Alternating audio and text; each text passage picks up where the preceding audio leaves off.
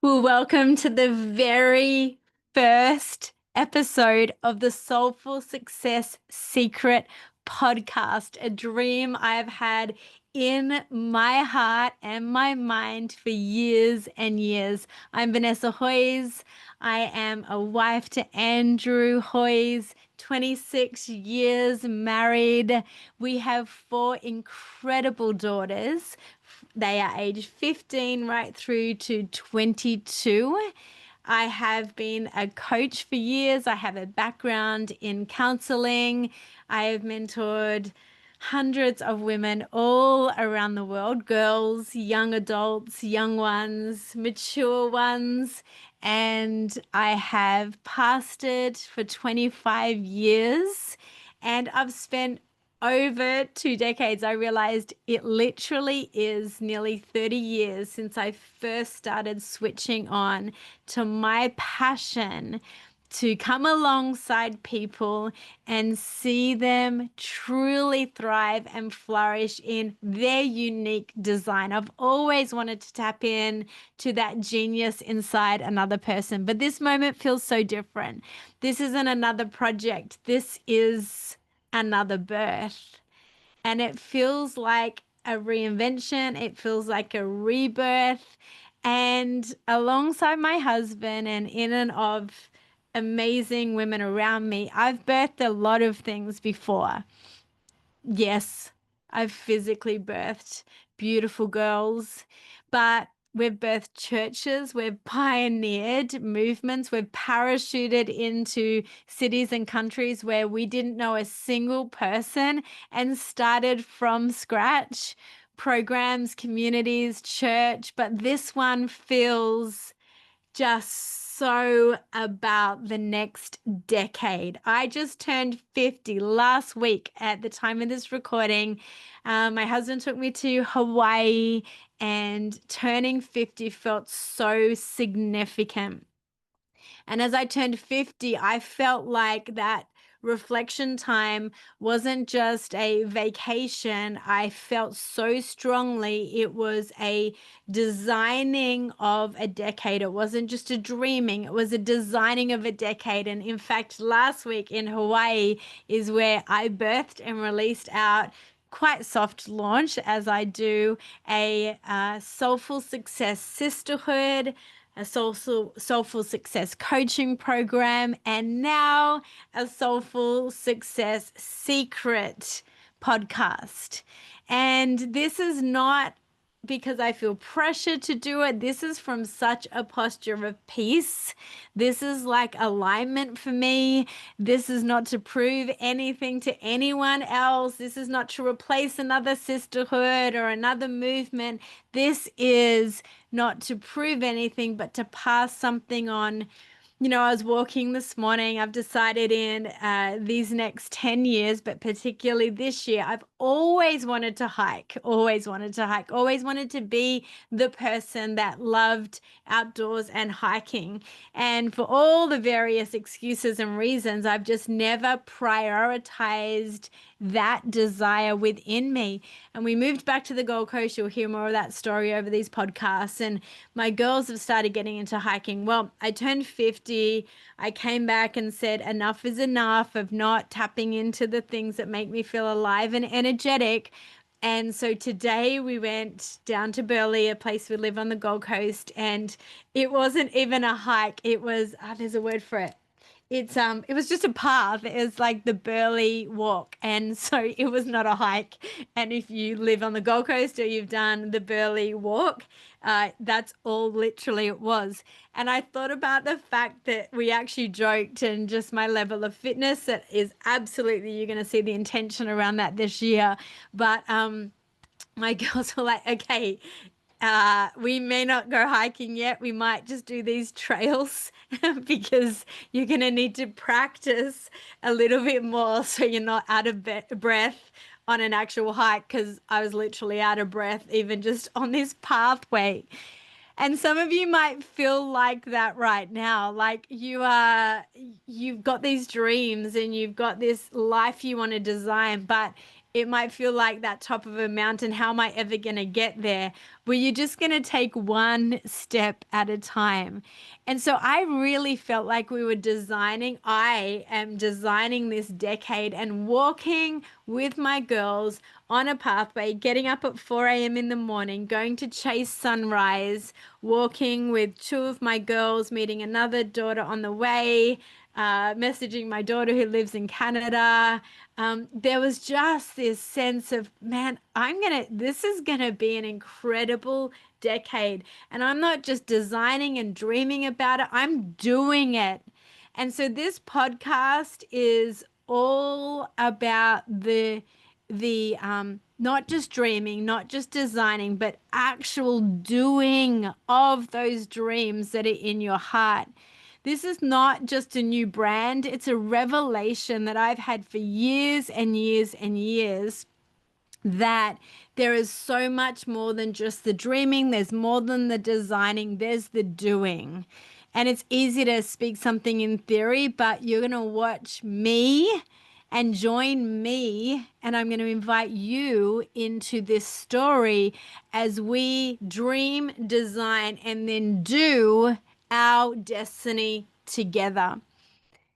So this is a call to birth something, to do the do in your life right now. And maybe you feel it too. Maybe you've had all the ideals, all the dreams, and a lot of life has happened to you. A lot of life has happened to me at 50.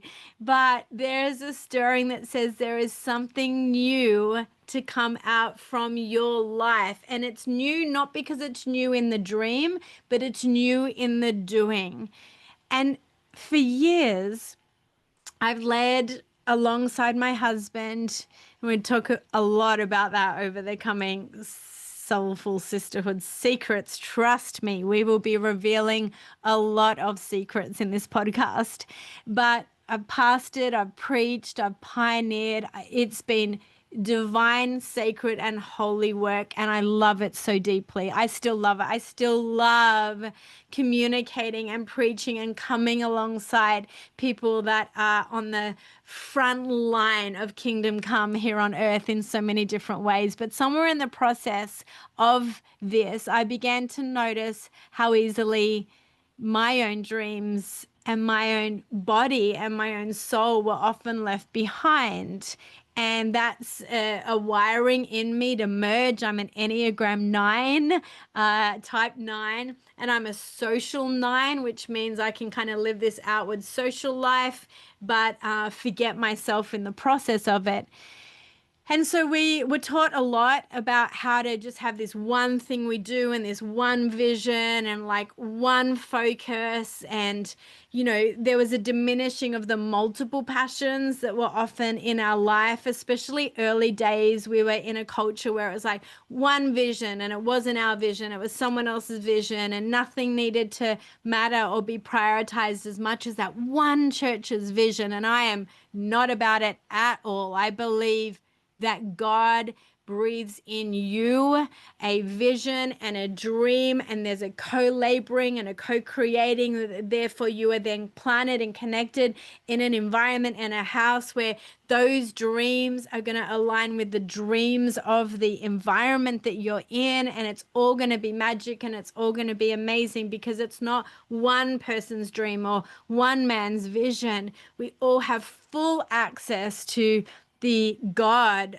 who was the ultimate creator, and he's the one that gave you those dreams in the first place. So, but I was someone who years and years and years ago, even in a really successful church environment, I was the one kind of screaming, like, what about our soul? What about our emotions? What about our body and our brain? And, you know, when it was uncool to be studying counseling and to be studying solution focused therapy, I was out there kind of saying solution lies within. And people would say, well, that's not of God. And I'd be, no, no, no, no. He is the God of solution. He is the God of giving you the solution. So I've always been someone that's been mindful of our body, soul, and spirit connection.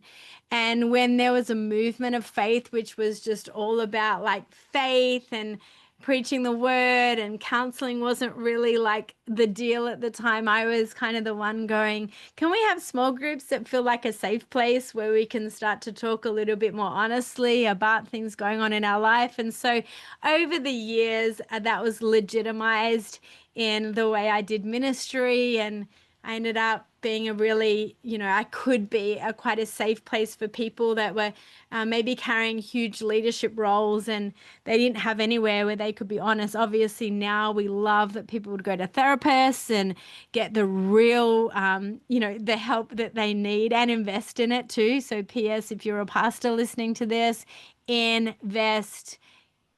Like, pay for it, get the church to pay for it, get the church to pay you enough in your wage that you could afford to go and get really professional help when you need it. Man, we'll talk about some of that as well, but it's not going to be all about the church circles. But I'm saying all this to say that I have never wanted to separate body, soul, spirit connections. I think it's so important.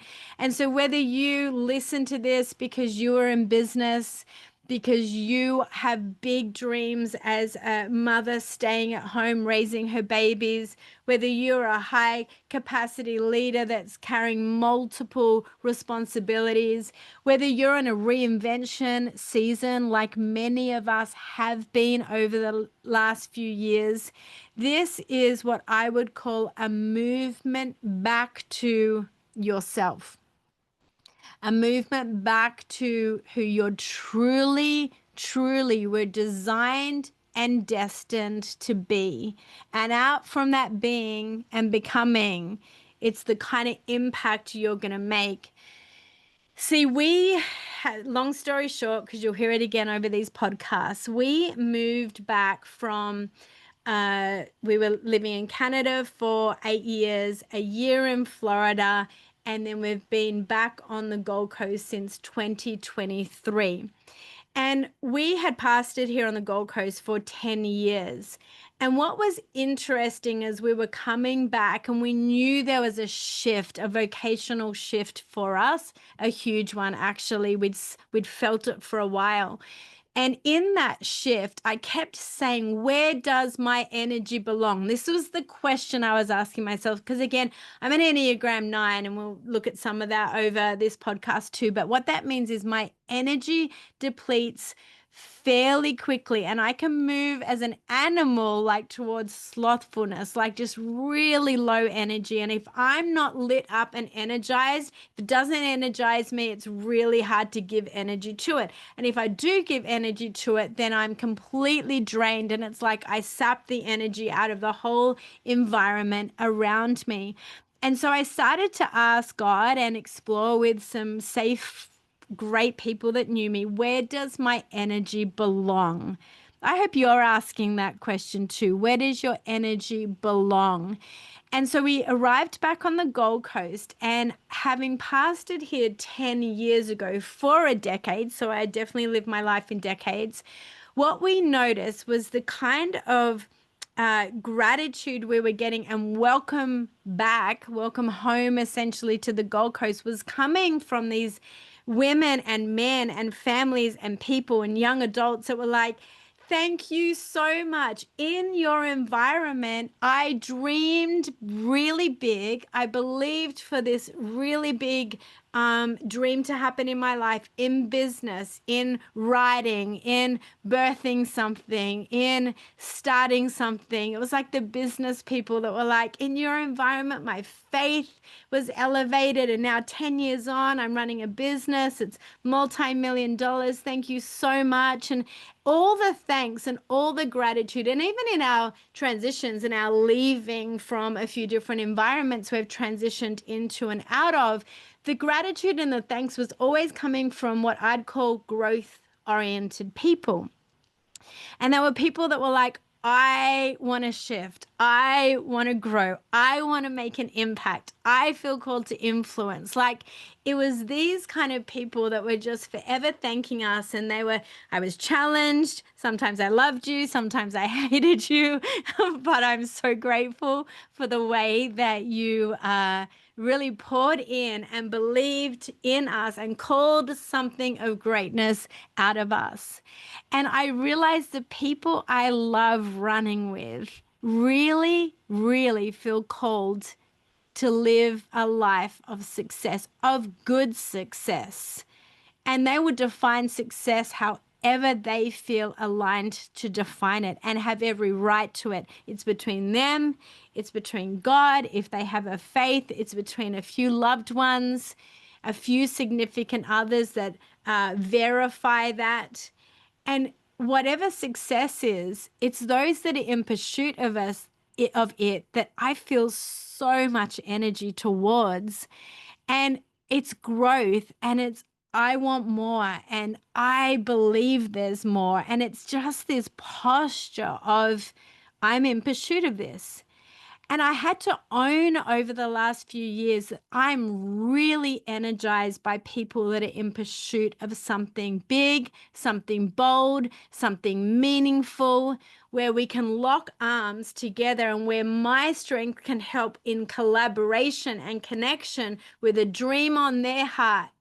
And when I sit in these environments and I have these conversations, and my husband and I have them, but he's got an even more unique calling on his life in this season. And I cannot wait for you to find out about the sovereign empire that he is birthing. But for me, I had to go, I own this.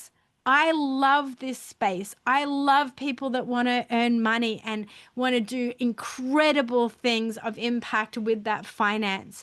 I love people that want to change and evolve and grow. There's so much magic in my conversations when I'm around people like that. And then the word, that's what success is it's going to be defined by you. So when someone says, in your presence, I was pushed, in your presence, I was challenged, that awakens something in me. I am okay. I'm okay to not be liked. I really am. Actually, in my wiring, I look like I care a lot and I can look and present like a nurturer. But my other big revelation is that I don't care as deeply as people think I do about them. I care about their movement, their growth, their accomplishments, what they can do with their life, who they can become. I am really locked in and connected to someone on mission somewhere. But I'm really, really bad at caring for detail. And I'm actually really, really not good at caring for people in crisis. And I had to realize that a while ago when I could have been a counselor and a good one, but I wouldn't have been a great one because I needed to actually collaborate with people, part of something bigger. So instead of becoming a full-time counselor, I decided to become a pastor because I wanted to be part of something bigger and part of a movement and connect people in to a movement. I believed as much in like the therapeutic side, but then putting them in a life-giving environment where they could, grow and change and evolve. And, I was that person. I was that pastor that was like, yeah, you can talk to someone in the foyer and go deep and meaningful with someone, but if they're not in a bigger environment of faith and worship and atmosphere that's going to shift them, then you're not someone's savior. And you ask my girls, I'm not a great nurturer. You ask my husband, I'm not a great nurturer. In fact, I've come to realize the kind of pain I probably caused as a pastor was I look really pastoral. And I was just talking to a girlfriend in ministry. She's just shifted out of full-time pastoring too. And I said, I probably did more damage pastoring than my husband, who's strong and apostolic and says it how it is. But I disappoint people really quickly because I look like I should care and follow up on the caring, but I'm like, if you're connected, I'll connect you and I'll connect you to the right people. We'll move together on mission.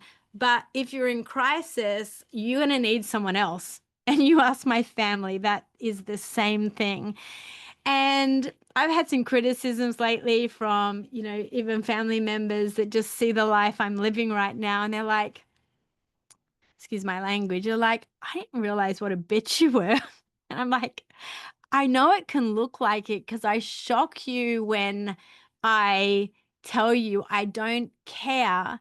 I care about you and I care about your future, but I can't sit with you in crisis. Someone else is going to need to do that. So, anyway, I'm owning this. This is my podcast. You're going to hear real, honest truth come out of this podcast with a whole lot of friends that I'm going to be podcasting with. So, in this season, I'm fiercely protective of my energy. I know where it belongs. It belongs with other women who move from initiation. They don't wait for permission. They're fully waking up.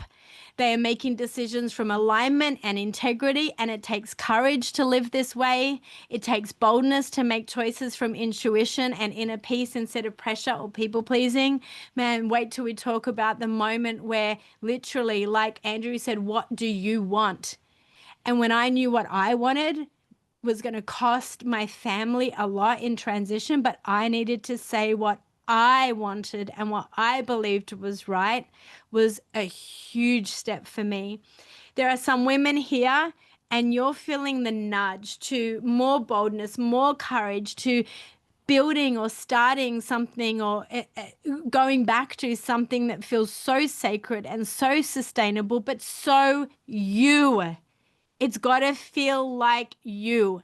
And I'm going to help you even articulate who is you.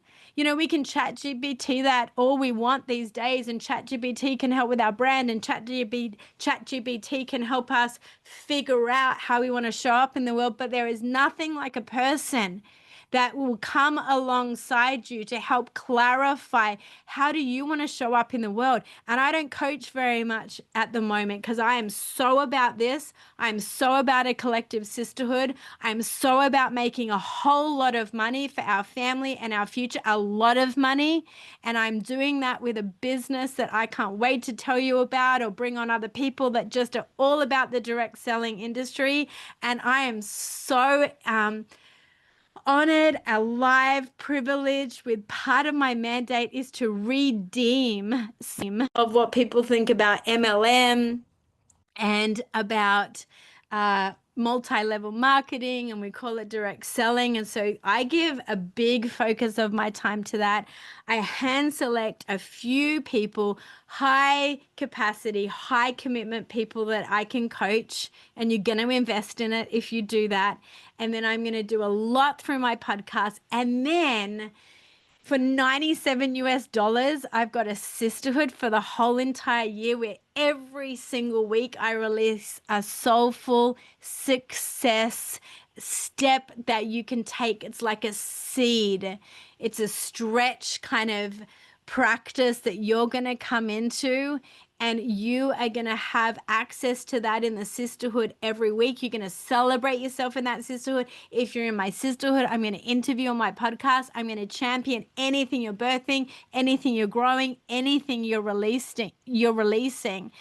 And so this is my tribe. These are my girls. This is my sisterhood. It's going to be people and women specifically that know they were made for more and understand that more is not necessarily just louder and faster. It's truer.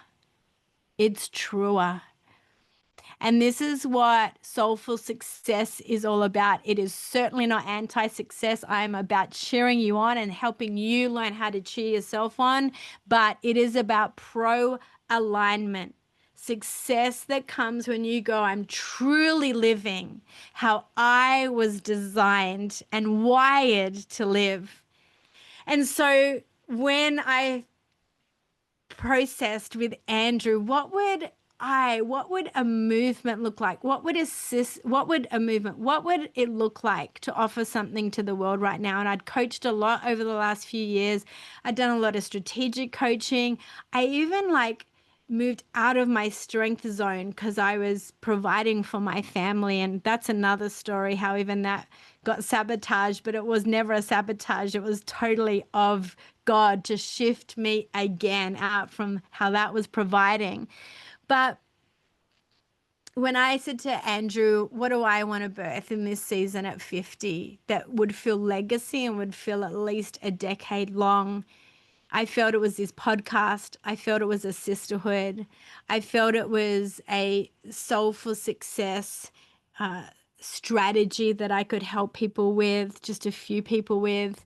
And I really felt like it was about these secrets no longer being secrets, right? Like we want to talk honestly and openly about what does it take to move towards that posture of soulfully succeeding.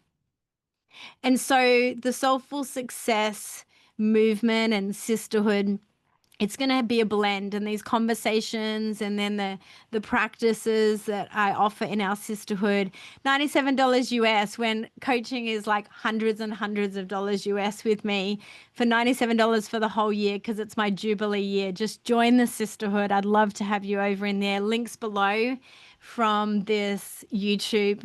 But I've always studied neuroscience, psychology, somatic healing, even when people thought I was woo-woo. And I discovered that science and scripture are saying the same things. We present our bodies as a living sacrifice. We don't neglect them. We honor them. Jesus rested. The Psalms speak of hands lifted high. We just talked about that in a practice over in the sisterhood. You know, real success isn't about how much you produce. It's how aligned are you? How true do you feel to who you're meant to be when your belief and your behavior and your body agree? This is where peace lives. This is where peace lives, friend. And soulful. This is soulful for me is like, it's not just soulful can feel soft and soulful can feel tender, but soulful means you're full of soul.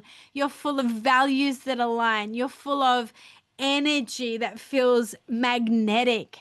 You're full of ringing from the top of your head to the soles of your feet, the things that you believe to be true. And for years, I was misunderstood with that sensitivity, misunderstood with screaming about soul space, screaming about soul scare, but it became a permission slip. It's not a label, it's a way of living fully awake. So you stop apologizing for your presence, for who you are. You stop detaching from your body to appear spiritual. No, no, no, it's all connected. You stop silencing your emotions because they make others uneasy. Your voice matters, but they're not meant to master you. They're messengers. So is your body. To live soulfully is to become strong, like a sacred strength. It's intuition that is intelligent. It's your presence that is your power. This is what soulful means. It starts on the inside, and ambition and alignment can finally coexist when you show up soulfully successful. And this online world is so crowded with voices offering so much support, and it's amazing. And there's so much, and I want you to go for whatever you need. But this soulful success movement, the sisterhood, the podcast, the secrets that we're going to talk about, the seeds we're going to sow together, this is something unique because it is going to be a collaboration. We are going to celebrate one another's success and teach you. And I'm telling you, transformation doesn't happen in isolation. I've never believed it does. I believe we heal and we thrive together, and we celebrate one another. In fact, it's in the celebration of someone else's success that I believe your key often unlocks. And that's what this sisterhood place is. That's what this whole environment is going to be about.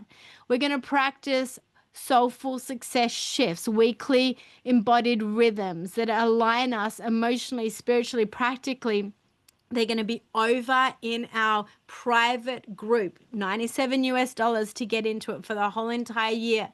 Then we're going to have a Facebook group that's for the public. Invite your sisterhood, invite your friends. We'll celebrate each other in there as well. But here's what it's not. It's not a self-help club. It's not a hustle space with spiritual language. It's not about fixing yourself or performing perfection.